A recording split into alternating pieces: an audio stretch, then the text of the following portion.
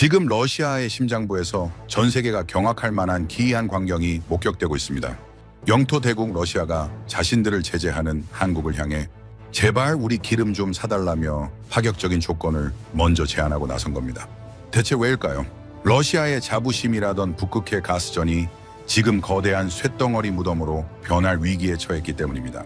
러시아 국가 예산의 절반을 책임지는 가스선들이 한국 없이는 단 1m도 움직이지 못하는 황당한 사태가 벌어진 겁니다. 이것은 외교가 아니라 생존을 위해 국가의 심장 박동권을 통째로 한국에 맡겨버린 제국의 피할 수 없는 선택입니다. 하지만 진짜 소름 돋는 반전은 여기서부터입니다. 중국의 파격적인 구애도 뿌리치고 원유 우선권이라는 특혜까지 바치며 한국의 입만 바라보는 전 세계 권력자들. 대체 대한민국이 전 세계 자원 강국들의 급소를 어떻게 설계하고 장악한 걸까요? 자원 하나 없던 나라가 어떻게 지구라는 행성의 최종 승인권자가 되었는지 그 경이로운 역전의 서사를 지금 시작합니다. 영상을 시청하신 후 마음에 드신다면 좋아요와 구독 버튼을 꾹 눌러주세요. 여러분의 관심이 저에겐 큰 힘이 됩니다. 그럼 바로 시작하겠습니다. 석유가 있으면 강대국이 됩니다. 가스가 있으면 이웃나라의 목줄을 쥘 수 있죠. 그게 지난 100년간의 상식이었습니다. 그런데 2026년 이 공식이 완전히 깨졌습니다. 석유가 넘쳐나는 러시아가 한국의 기름을 받아달라고 사정하고 있고 가스가 펑펑 나오는 카타르가 한국을 최우선 고객으로 모시고 있으며 세계 최대 산유국 UAE의 국왕이 한국 대통령에게 직통 전화를 걸어 감사하다고 말하고 있습니다. 자원이 한 방울도 없는 나라가 자원 대국들을 줄 세우고 있는 겁니다. 저는 알렉산더 브라이튼입니다. 조지타운 대학교 전략안보연구소 석좌 교수죠. 오늘 제가 증명할 것은 단 하나입니다. 기술 앞에서 자원은 무릎을 꿇는다는 사실이죠. 먼저 러시아 이야기부터 하겠습니다. 우크라이나 전쟁 이후 러시아에 무슨 일이 벌어졌는지 아시죠? 유럽이 등을 돌렸습니다.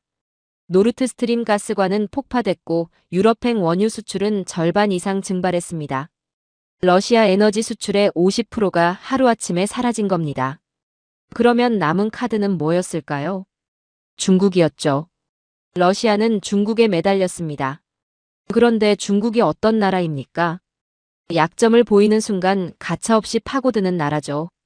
중국은 국제 유가 대비 37.5%를 깎아서 사겠다고 통보했습니다. 후려치기가 아니라 약탈에 가까운 수준이었죠. 러시아 입장에서 생각해 보십시오. 팔 곳은 중국밖에 없는데 그 중국이 가격을 바닥까지 깎아버리는 겁니다. 푸틴은 이를 악물었습니다. 중국 말고 다른 손님을 찾아야 했죠. 제3의 고객, 중국의 노예 상태에서 벗어나게 해줄 탈출구가 필요했습니다. 그때 푸틴의 눈에 들어온 나라가 있었습니다. 한국이었죠. 한국이 러시아산 원유 수입을 검토한다는 소식이 나오자 러시아의 반응은 놀라웠습니다. 푸틴의 최측근 러시아 국부펀드 총재 드미트리예프가 자신의 SNS에 글을 올렸습니다. 똑똑한 나라는 다 그렇게 한다. 자존심이 곧 국력인 러시아에서 타국을 향해 이런 아부를 공개적으로 했다는 건 전례가 없는 일이었습니다. 그만큼 절박했다는 뜻이죠. 여기서 한 가지 짚고 넘어가겠습니다. 러시아가 한국에 매달린 건 단순히 원유를 사달라는 차원이 아니었습니다. 러시아는 한국의 원유 우선 공급권까지 제안했습니다. 서방 제재를 받고 있는 나라가 제재에 동참한 나라에 특혜를 주겠다고 나선 겁니다. 상식적으로 말이 안 되죠. 그런데 러시아에겐 선택지가 없었습니다. 왜 그런지 설명해 드리겠습니다. 러시아의 마지막 희망은 북극에 있었습니다. 아틱 LNG2 프로젝트라고 들어보셨을 겁니다.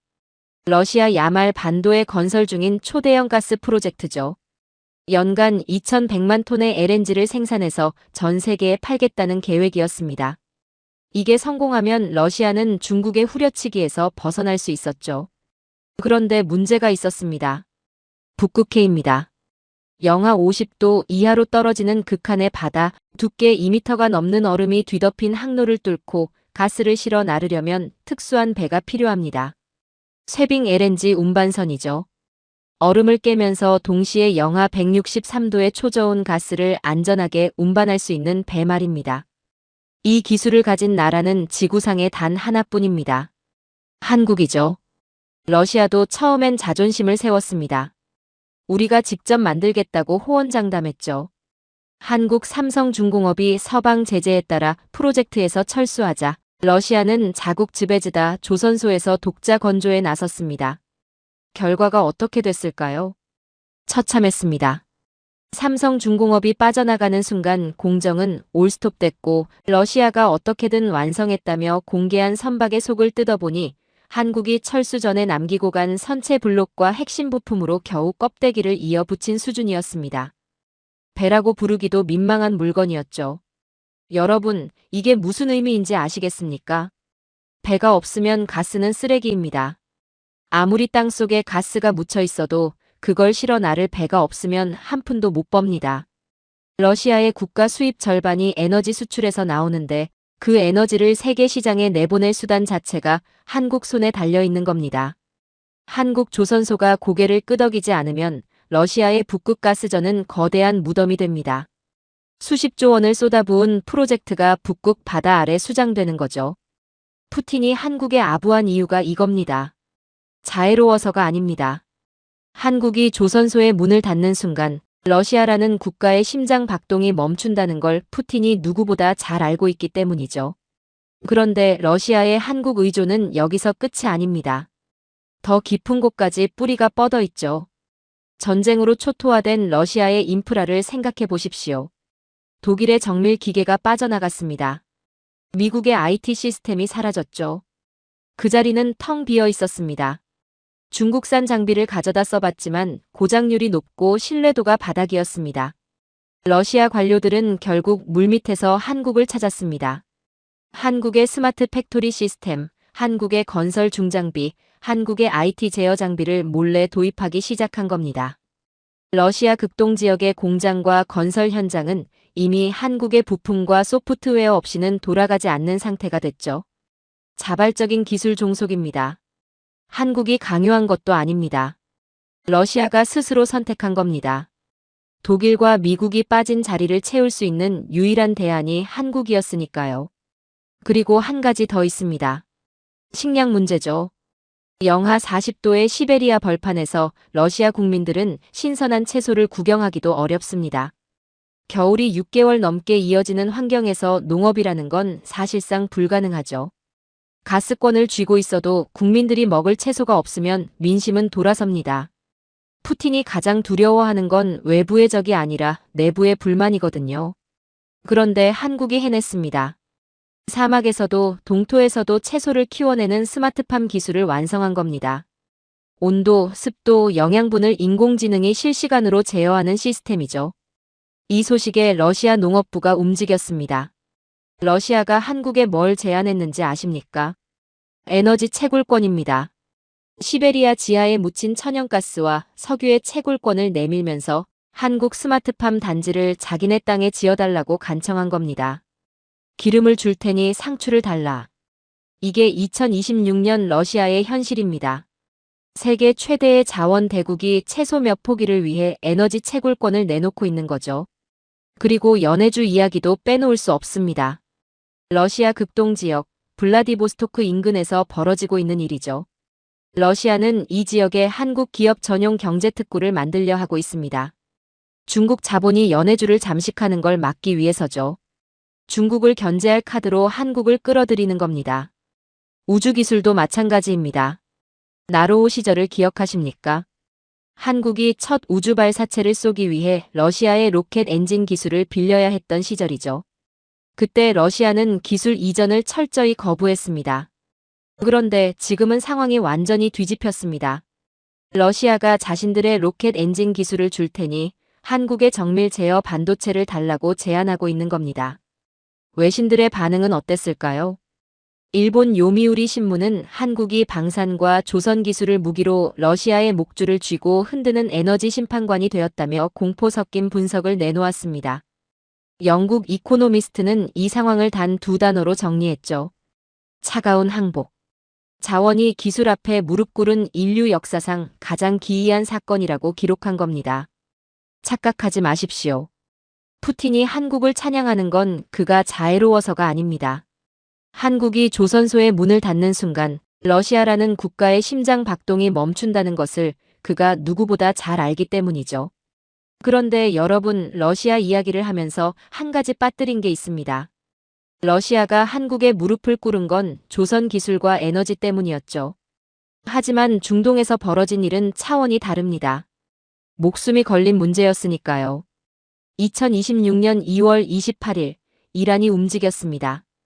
탄도 미사일 174발, 드론 600대 이상이 동시에 UAE 상공을 뒤덮었습니다. 하늘이 불바다가 된 겁니다.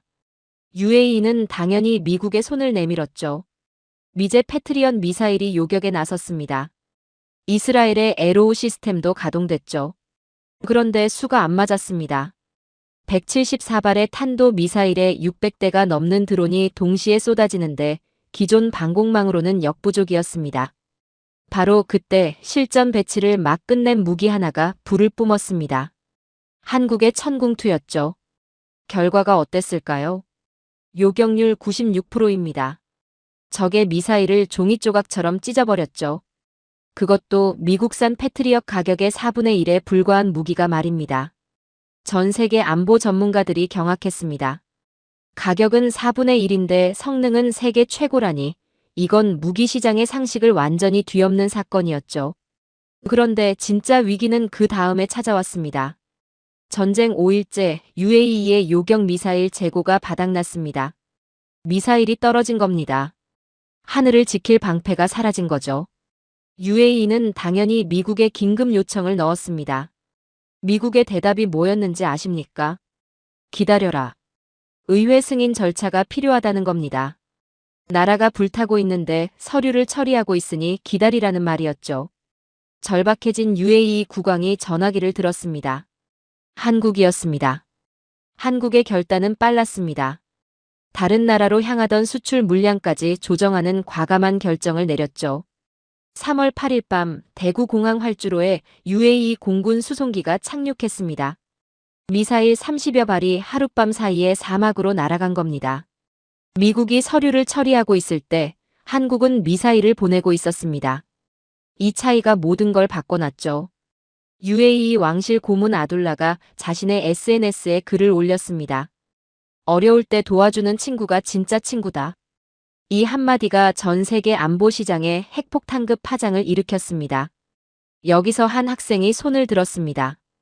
교수님, 그런데 의문이 있습니다. 천궁2의 요격률이 96%라고 하셨는데 그건 실전 첫 투입 결과 아닙니까?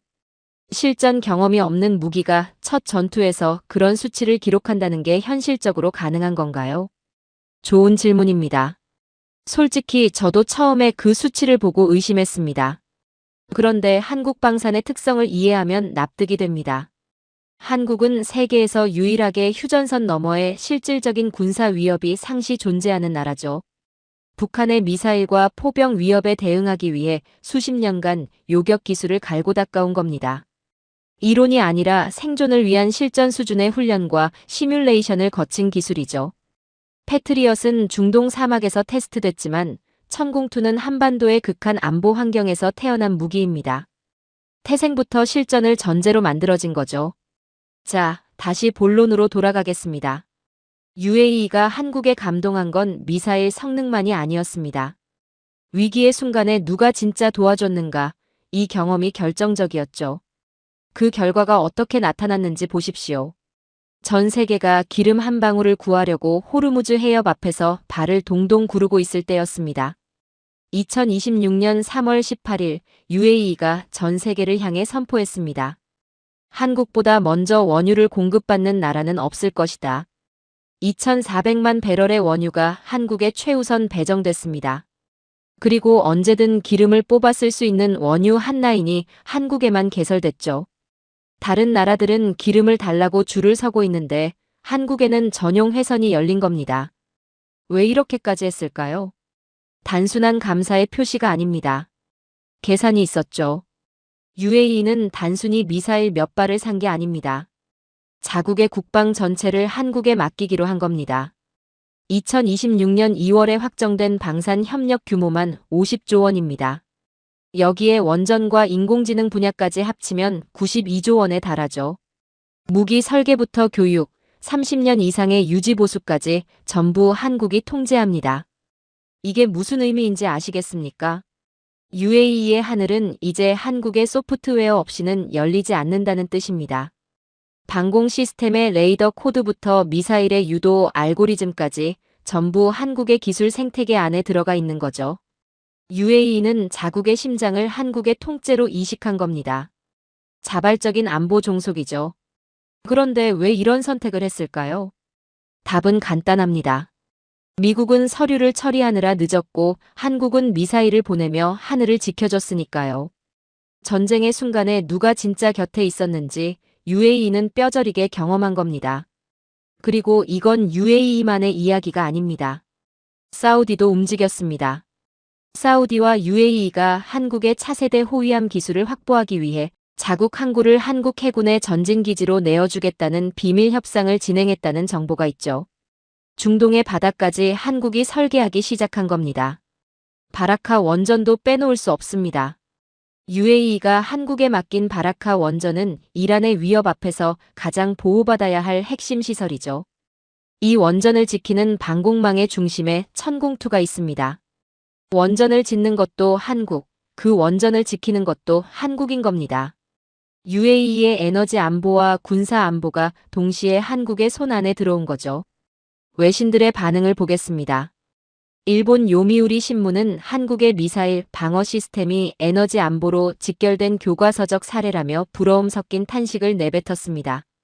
미국 CNN은 이렇게 보도했죠. 미국이 셰일 혁명에 취해 중동을 외면할 때 한국은 기술로 중동의 새로운 수호자가 되었다. 여러분, 전 세계가 호르무즈 해협의 봉쇄에 비명을 지를 때 왜 유독 한국행 유조선들만 유유히 바다를 가로질렀는지 아시겠습니까? 그 배 위에는 보이지 않는 천궁의 거대한 그림자가 드리워져 있었기 때문이죠. 미사일 한 발이 원유 2,400만 배럴을 불러왔습니다.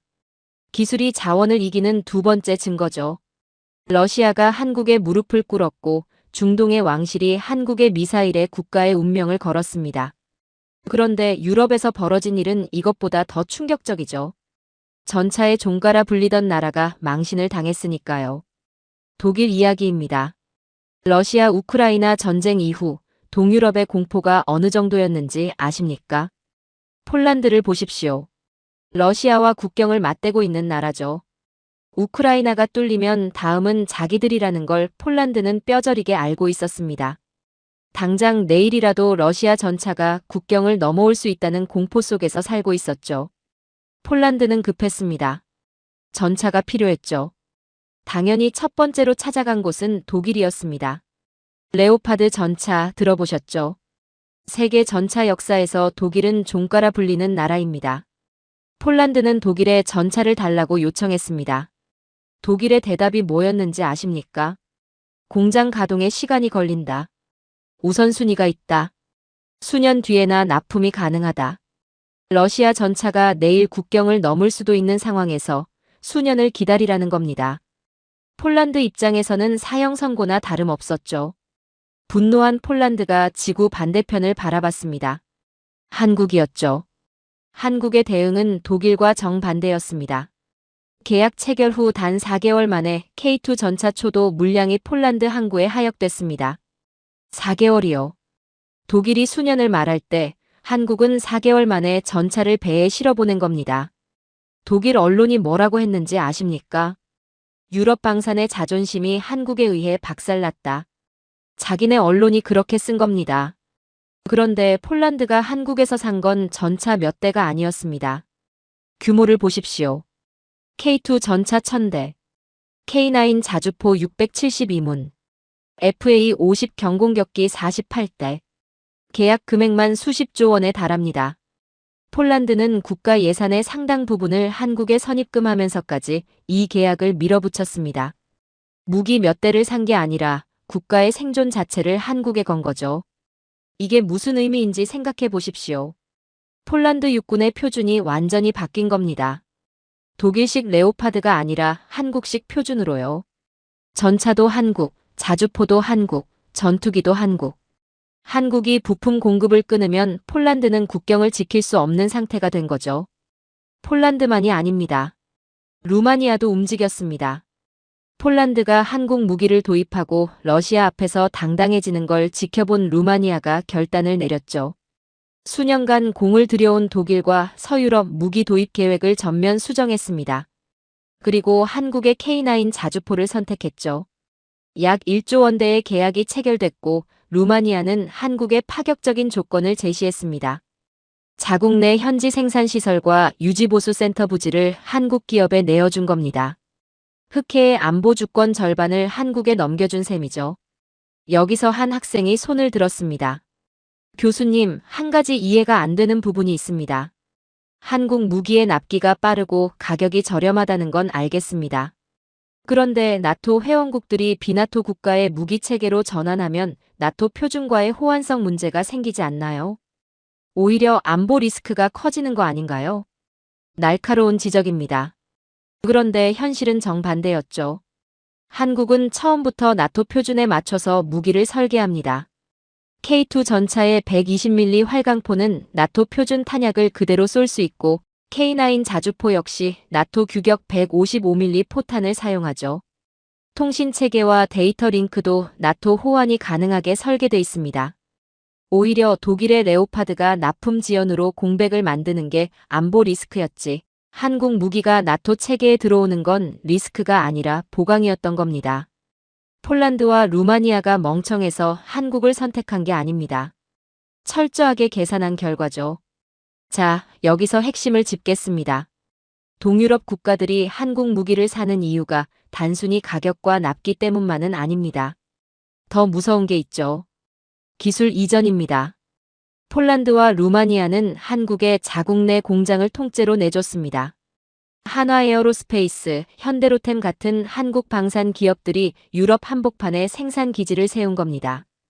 현지 생산이라는 이름으로요. 이건 동유럽 국가들에게는 달콤한 유혹이죠. 일자리가 생기고 기술을 배울 수 있으니까요. 하지만 동시에 무서운 족쇄이기도 합니다.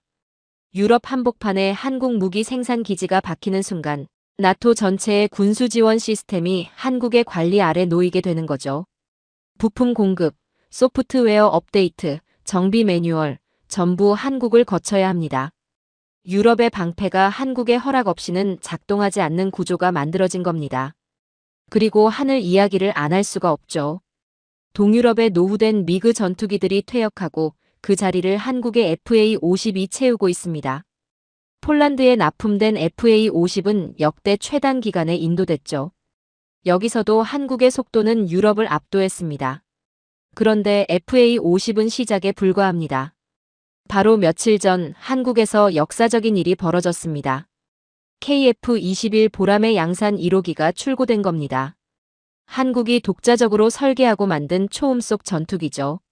전투기를 자체 설계하고 양산까지 하는 나라가 전 세계에 몇이나 되는지 아십니까? 손가락으로 꼽을 수 있을 정도입니다. 한국이 그 목록에 이름을 올린 겁니다. KF-21의 가격 경쟁력이 얼마나 무서운지 아십니까? 프랑스의 라팔보다 현저히 낮은 가격에 4.5세대 전투기 성능을 갖추고 있습니다. 실전 배치도 전에 이미 동남아와 중동에서 러브콜이 쏟아지고 있죠. 인도네시아와는 도입 계약 체결이 임박한 상태고 UAE와 사우디, 필리핀까지 한국을 향해 줄을 서고 있습니다.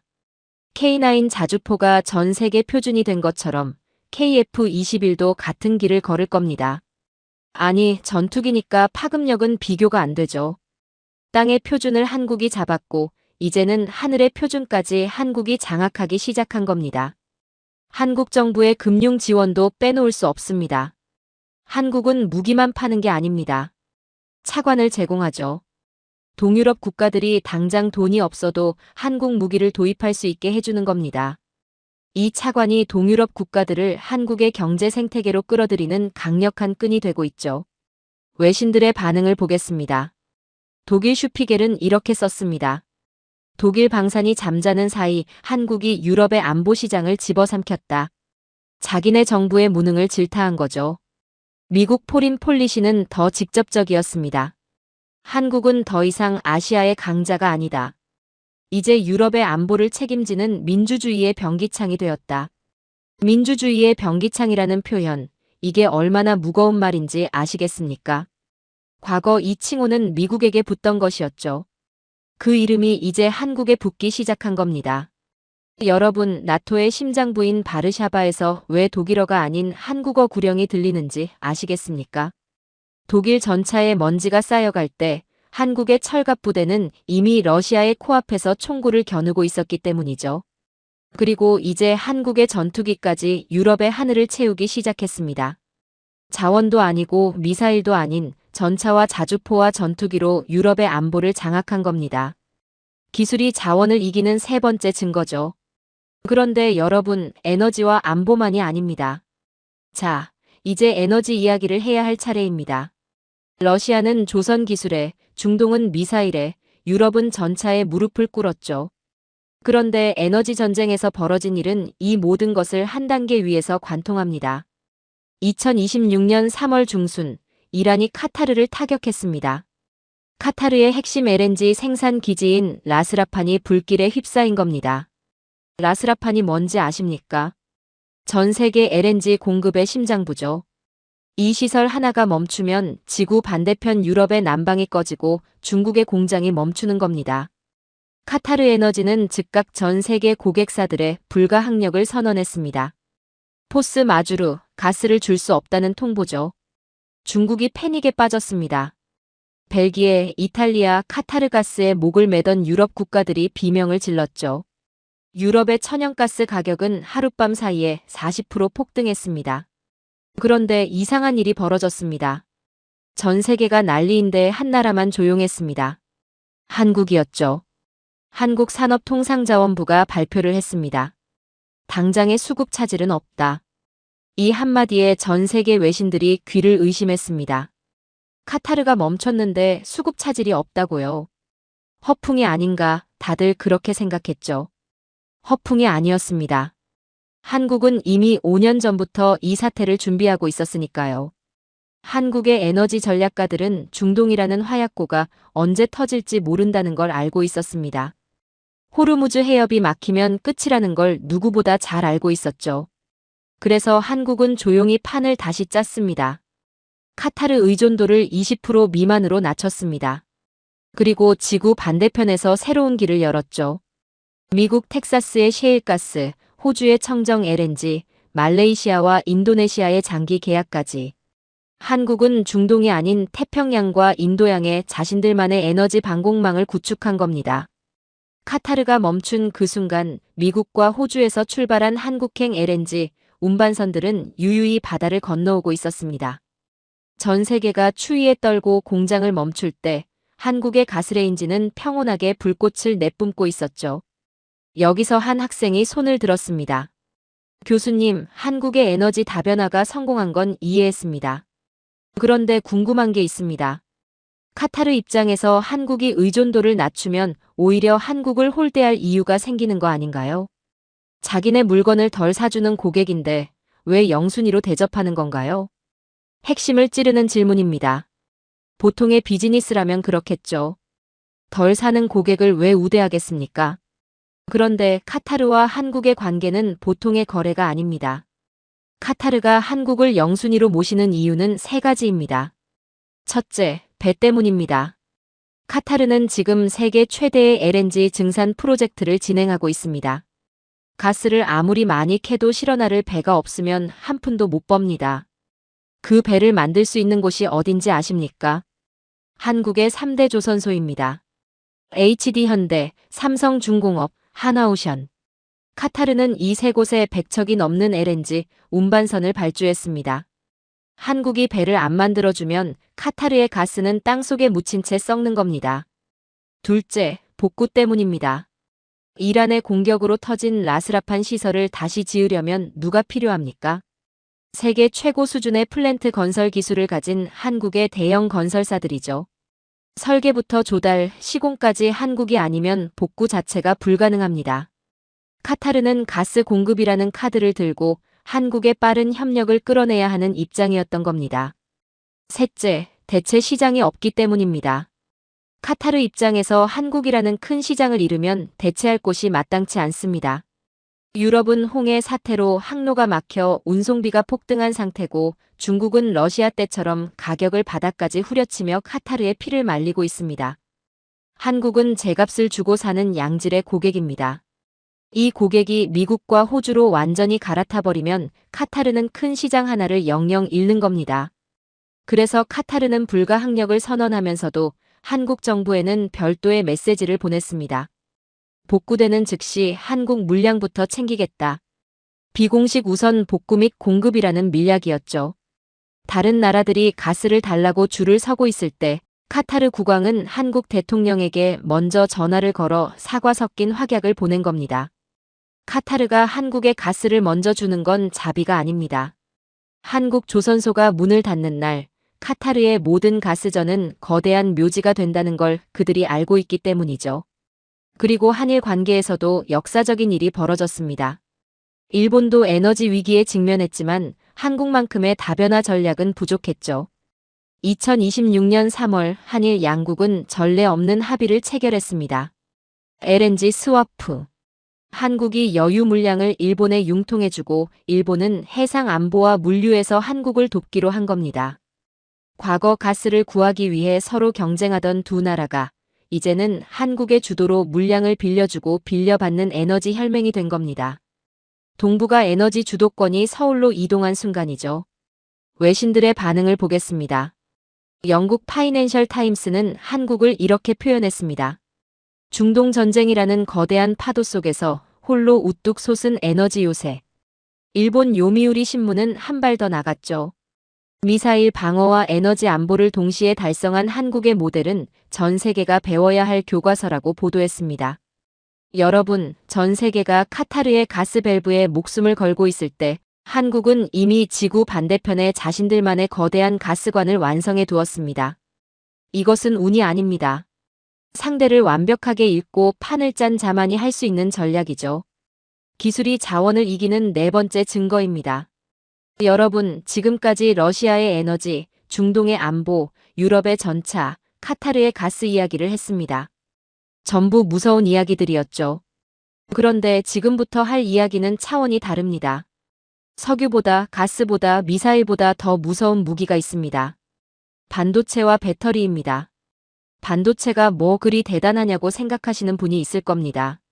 그냥 부품 아니냐고요? 아닙니다. 2026년 현재 반도체는 AI 시대의 원유입니다.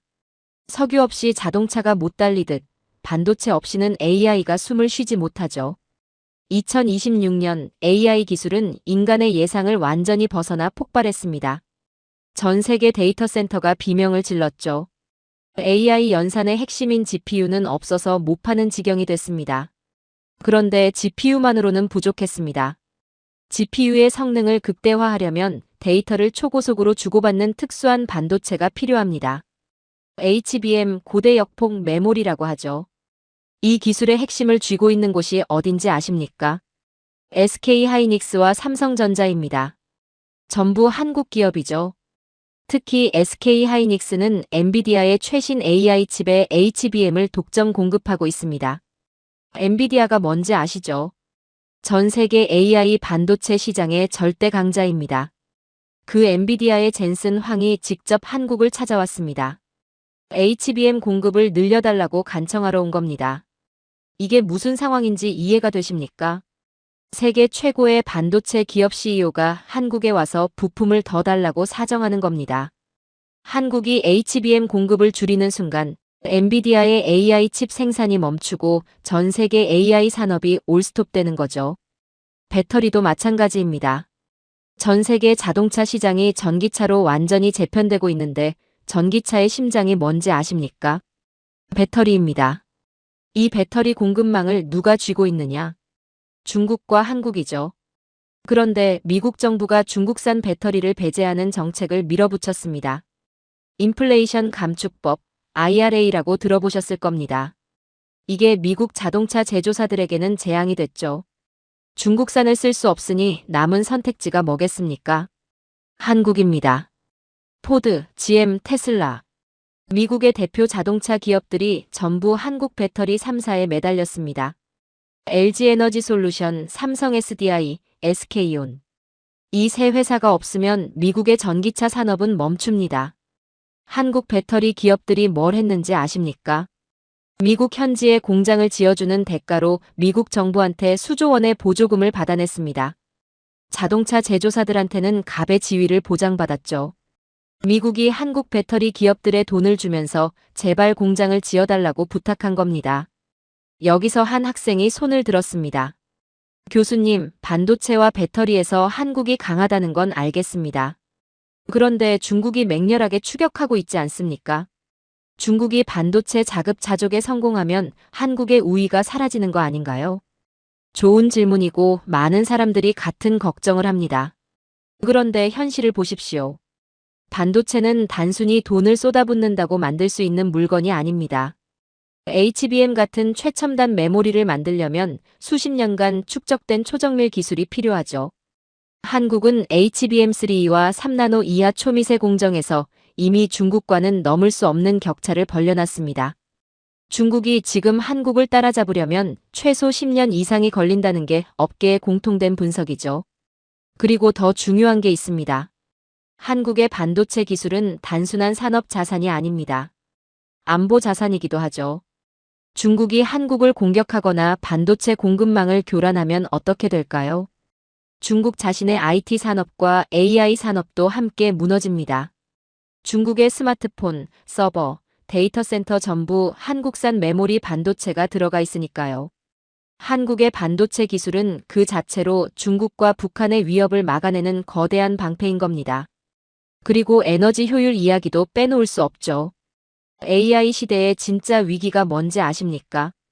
석유가 아닙니다. 전력입니다. 데이터 센터가 폭발적으로 늘어나면서 전 세계 전력 소비량이 한계에 다다르고 있거든요. 한국은 단순히 빠른 반도체만 만드는 게 아닙니다. 전력을 극도로 적게 소비하는 초저전력 반도체 기술을 완성했죠. 구글, 메타, 아마존 같은 빅테크 기업들이 자사 데이터 센터의 전력난을 해결하기 위해 한국산 반도체에 목을 매고 있는 이유가 이겁니다. 한국은 반도체를 배급하면서 전 세계 AI의 진화 속도를 조절할 수 있는 위치에 서게 된 겁니다. 어떤 나라에 먼저 공급하느냐, 얼마나 공급하느냐에 따라 그 나라의 AI 발전 속도가 결정되니까요. 외신들의 반응을 보겠습니다. 미국 월스트리트 저널은 이렇게 보도했습니다. 석유의 시대는 갔다.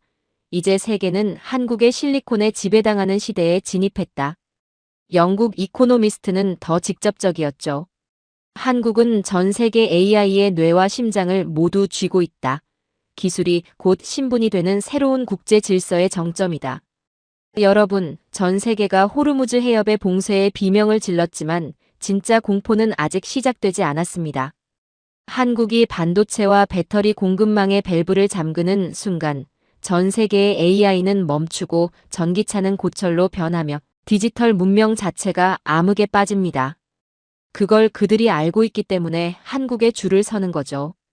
에너지는 땅 밑에 있지만 미래는 한국인의 머릿속에 있습니다. 기술이 자원을 이기는 5번째 증거죠. 그런데 여러분, 아직 끝이 아닙니다. 반도체와 배터리는 디지털 세계의 이야기였죠. 이제 물리적인 세계로 가보겠습니다. 전 세계 무역량의 90%가 어디를 통해 흐르는지 아십니까? 바다입니다. 석유도, 가스도, 반도체도, 전차도 전부 배에 실려서 바다를 건넙니다. 바다를 지배하는 자가 세계를 지배한다는 말이 괜히 나온 게 아니죠. 그런데 그 바다 위를 떠다니는 가장 강력한 배들을 누가 만들었는지, 그 배들을 지키는 무기가 어디에서 왔는지 한번 보십시오. 전부 한국입니다. 남중국해 이야기부터 하겠습니다. 중국이 남중국해를 자기네 앞마당으로 만들려고 하고 있다는 건 다들 아시죠? 인공섬을 만들고 군사기지를 세우고 거대한 해군력을 앞세워 주변국들을 압박하고 있습니다. 필리핀, 말레이시아, 베트남 같은 나라들은 절망적이었죠.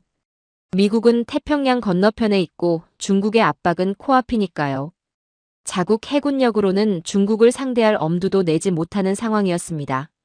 이 나라들이 어디를 찾았겠습니까? 한국이었습니다.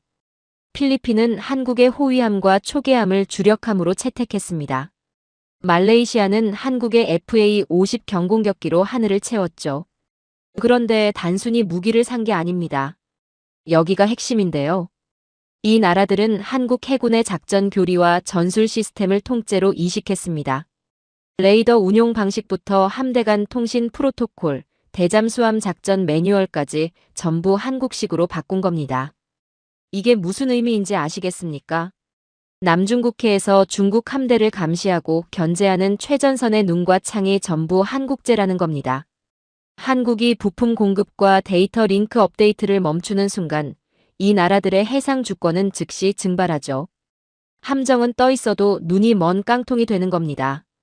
아시아 바다의 실질적인 통제권이 서울의 결단에 달려있게 된 거죠. 인도네시아는 더 깊은 곳까지 갔습니다. 말 그대로 심해져. 잠수함입니다. 사방이 바다인 섬나라 인도네시아에게 잠수함은 국가 사활이 걸린 전략 자산입니다. 1만 7천 개가 넘는 섬으로 이루어진 나라가 해저를 통제하지 못하면 국가 자체가 위험해지니까요. 그런데 잠수함 기술이라는 건 강대국들이 절대 공유하지 않는 금기의 영역이거든요.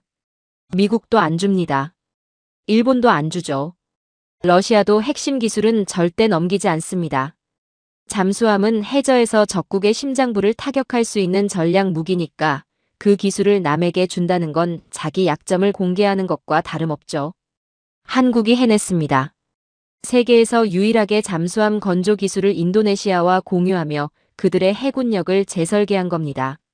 장보고급 잠수함이 인도네시아 심해를 누비기 시작하자 주변 강대국들이 긴장했죠. 인도네시아는 이제 한국 없이는 해군 유지가 불가능한 상태입니다. 잠수함의 엔진 제어 시스템부터 소나 장비, 어뢰 발사 체계까지 전부 한국의 기술로 관리되고 있으니까요. 동남아시아 심해의 침묵을 지배하는 자, 바로 한국인 겁니다. 여기서 한 학생이 손을 들었습니다. 교수님, 한국이 동남아 국가들의 무기를 수출하고 기술을 이전하는 건 이해했습니다.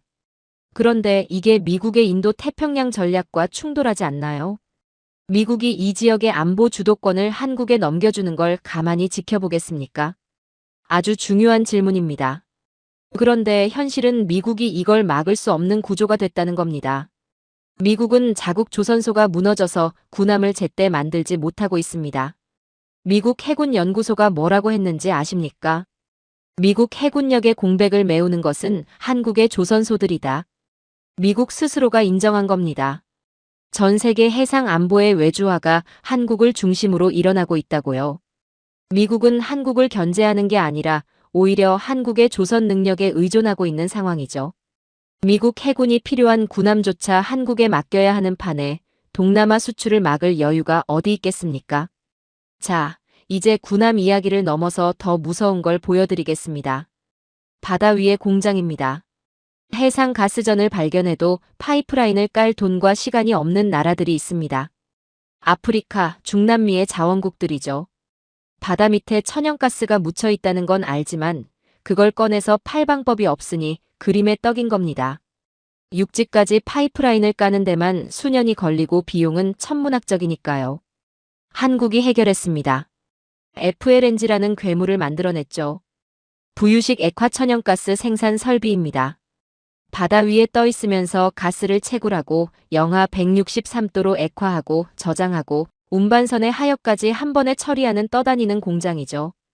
길이가 수백 미터에 달하는 초대형 해양 플랜트입니다. 이걸 설계하고 건조할 수 있는 기술을 가진 곳이 지구상에 몇이나 되는지 아십니까? 전 세계 FLNG 시장은 한국 조선 3사가 싹쓸이하고 있습니다. 아프리카 모잠비크나 나이지리아, 중남미의 자원국들이 가스를 팔아 돈을 벌고 싶다면 어떻게 해야 하겠습니까? 한국이 지어준 바다 위의 공장을 빌려야만 합니다. 한국 조선소가 배달을 거부하면 그들의 국가 예산은 그날로 파산이죠. 자원국들의 지갑 열쇠를 한국이 쥐고 있는 겁니다. 자원이 있어도 기술이 없으면 돈이 안 된다는 걸 이 나라들은 뼈저리게 느끼고 있죠. 그리고 바다 위만이 아닙니다. 바다 밑도 한국이 장악하고 있습니다. AI와 데이터의 시대에 대륙과 대륙을 잇는 해저, 광케이블은 인류의 신경망입니다. 여러분이 지금 쓰는 인터넷, 국제전화, 금융거래, 전부 이 케이블을 통해 흐르죠. 위성통신이 아무리 발달해도 전 세계 데이터 트래픽의 대부분은 아직도 해저 케이블을 타고 이동합니다. 수천 미터 심해의 이 초고압 케이블을 깔고 유지 보수하는 포설선. 기술과 케이블 제조 기술에서 한국은 세계 최정 상급이죠. 전 세계 구글과 아마존의 데이터가 흐르는 길을 한국이 깔고 있는 겁니다. 이 신경망이 끊기거나 마비되면 전 세계의 인터넷은 암흑에 빠집니다. 한국은 바다 밑바닥에서 지구의 정보를 연결하고 통제하고 있는 거죠. 그리고 미래를 보십시오. 한국이 선도하는 암모니아와 수소 추진 친환경 선박 기술은 전 세계 해운 산업의 표준을 바꾸고 있습니다. 국제회사 기구의 탄소 규제가 갈수록 강화되고 있는데 이 규제를 통과하려면 친환경 엔진이 필수죠. 그 기술을 누가 가지고 있겠습니까? 한국입니다. 앞으로 탄소 규제가 본격화되면 한국의 친환경 선박 기술 없이는 바다에 배를 띄울 수조차 없는 시대가 옵니다. 전 세계 해운사들이 한국의 탄소 통행세를 내야 하는 거죠. 영국 로이터는 이렇게 보도했습니다. 한국은 더 이상 배만 만드는 나라가 아니다. 바다 위의 질서를 재편하는 해양 건축가가 되었다. 여러분, 바다 위의 군함도, 바다 위의 공장도, 바다 밑의 신경망도, 미래의 친환경 선박도 전부 한국이 만들고 있습니다. 한국이 펜을 놓는 순간 전 세계의 바닷길은 멈추고 문명은 고립됩니다. 기술이 자원을 이기는 6번째 증거죠. 그런데 여러분, 에너지와 안보와 바다를 넘어서 인간 생존의 가장 근본적인 것이 남아 있습니다. 배가 고프면 미사일도 반도체도 소용없죠. 목이 마르면 석유가 금덩이라도 의미가 없습니다. 식량과 물, 그리고 미래의 태양이라 불리는 원전 기술입니다. 한국이 이걸로 세계의 영혼까지 어떻게 사로잡았는지 지금부터 보여드리겠습니다. 아무리 미사일이 있어도 배가 고프면 소용없습니다. 아무리 반도체가 있어도 목이 마르면 의미가 없죠. 전기가 없으면 문명 자체가 암흑에 빠집니다. 식량, 물, 전력. 인간이 살아가기 위한 가장 기본적인 3가지입니다. 그런데 한국이 이 3가지를 전부 쥐고 있다면 어떻게 되겠습니까? 사막 이야기부터 하겠습니다. 중동을 생각하면 석유가 떠오르죠. 돈이 넘쳐나는 부자 나라들이라고요. 맞습니다. 그런데 이 나라들에게 석유보다 귀한 게 있습니다. 식량입니다. 영상 50도의 살인적인 폭염, 물 한 방울 나지 않는 척박한 사막에서 농사를 짓는다는 건 불가능에 가깝죠. 사우디, UAE 같은 나라들은 식량의 대부분을 수입에 의존하고 있습니다. 수입이 막히는 순간 국민들이 굶는다는 뜻이죠. 석유가 아무리 많아도 식탁이 비면 민심이 돌아섭니다. 왕실이 가장 두려워하는 건 외부의 적이 아니라 배고픈 국민들이거든요. 한국이 이걸 해결했습니다. 영하 40도의 시베리아부터 영상 50도의 사우디 사막까지 장소에 상관없이 최적의 작물을 길러내는 스마트팜 시스템을 완성한 겁니다. 온도, 습도, 영양분, 일조량을 인공지능이 실시간으로 제어하죠. 사막 한복판에 초록빛 농장이 펼쳐지는 겁니다. 모래바람이 불어도 안에서는 토마토와 상추가 자라고 있는 거죠. 사우디와 UAE가 어떻게 했는지 아십니까? 기름을 팔아번 돈을 한국에 쏟아부으며 식량 독립을 간청했습니다. 한국의 스마트팜 단지를 자기네 땅에 지어달라고요. 그런데 명심하셔야 할 게 있습니다. 이 농장이 아무리 사우디 땅 위에 서 있어도 그걸 움직이는 두뇌는 서울에 있습니다. 온도 제어 알고리즘, 영양분 배합 데이터, 병충해 예측 시스템, 전부 한국의 서버에서 돌아가죠. 한국이 서버를 차단하는 순간 사막의 채소들은 하룻밤 사이에 말라 죽습니다. 그들의 식탁을 한국이 지배하고 있는 겁니다. 다음은 원전입니다. 이건 족쇄라는 표현이 어울리죠. 60년짜리 족쇄입니다. 탈탄소 시대에 24시간 안정적인 전력을 공급할 유일한 대안이 뭔지 아십니까? 태양광도 아니고 풍력도 아닙니다. 원자력이죠. 해가 지면 태양광은 멈추고 바람이 안 불면 풍력은 멈춥니다. 하지만 원전은 24시간 365일 쉬지 않고 돌아갑니다. 한국이 UAE에 지은 바라카 원전을 아십니까? 예정된 공기와 예산 내에 완벽히 준공했습니다. 원전 건설에서 공기를 지킨다는 게 얼마나 어려운 일인지 아시는 분은 아실 겁니다.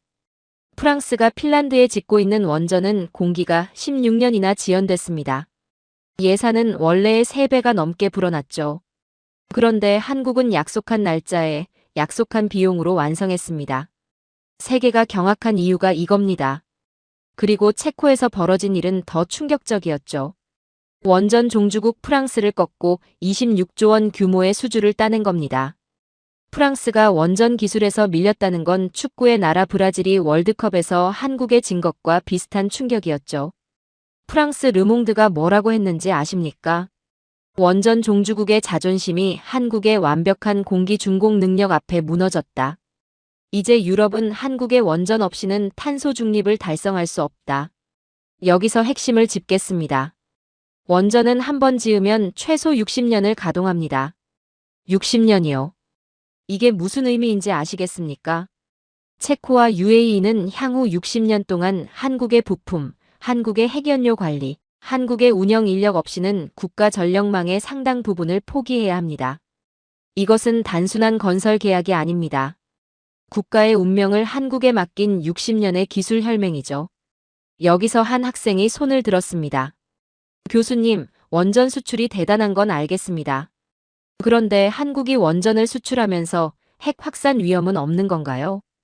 원전 기술을 받은 나라가 핵무기 개발에 전용할 가능성은 없습니까? 예리한 질문입니다. 그런데 한국의 원전 수출 구조를 보면 그 우려가 오히려 역으로 작동합니다. 한국이 수출하는 원전은 핵연료의 공급과 사용 후 핵연료 관리까지 한국의 통제 아래 들어갑니다. 오히려 한국이 원전을 지어주면서 핵 비확산 체제의 감시자 역할까지 하게 되는 구조죠. 도입국이 핵연료를 마음대로 다룰 수 있는 게 아니라 한국의 기술 생태계 안에서만 운영이 가능하니까요. 이건 안보적으로도 엄청난 영향력입니다. 원전을 수출하면서 동시에 그 나라의 핵 정책까지 간접적으로 통제할 수 있는 위치에 선 겁니다. 자, 이제 물 이야기를 하겠습니다. 물이 없는 곳에 문명은 존재할 수 없죠. 전 세계 해수 담수화 시장에서 한국은 최정 상급입니다. 두산 에너빌리티를 필두로 한 한국 기업들이 전 세계 대형 담수화 플랜트 시장을 장악하고 있죠. 사우디가 야심차게 추진하는 네옴시티, 그 미래 도시의 주민들이 마실 물이 어디에서 나오는지 아십니까? 한국이 지은 담수화 설비에서 나옵니다. 카타르 국민들이 매일 씻고 마시는 물도 한국이 지은 기계에서 만들어지죠. 석유가 아무리 많아도 한국이 지은 담수화 설비가 멈추면 이 나라들은 단 하루도 버틸 수 없습니다. 생명의 근원인 물의 밸브를 한국이 쥐고 있는 겁니다. 그리고 수소 이야기도 빼놓을 수 없죠. 석유시대 이후를 준비하는 산유국들에게 수소는 미래의 석유입니다. 사우디와 UAE는 수소를 만들 에너지는 있습니다. 태양광이 넘쳐나니까요. 하지만 그 수소를 안전하게 액화하고 운반하며 자동차와 발전소에 활용할 기술은 없습니다. 한국은 수소차, 수소충전소, 수소터빈 기술에서 압도적인 세계 1위를 달리고 있죠. 산유국들이 자신들의 미래 생존을 위해 한국에 그린 수소 독점 공급망을 제한하며 매달리고 있습니다. 과거에는 한국이 기름에 매달렸지만 이제는 그들이 자신들의 미래 자원을 받아달라며 한국의 기술 표준에 줄을 서고 있는 겁니다. 역전이 이보다 더 완벽할 수 있겠습니까? 미국 포브스는 이렇게 경고했습니다. 한국은 더 이상 제조업 국가가 아니다.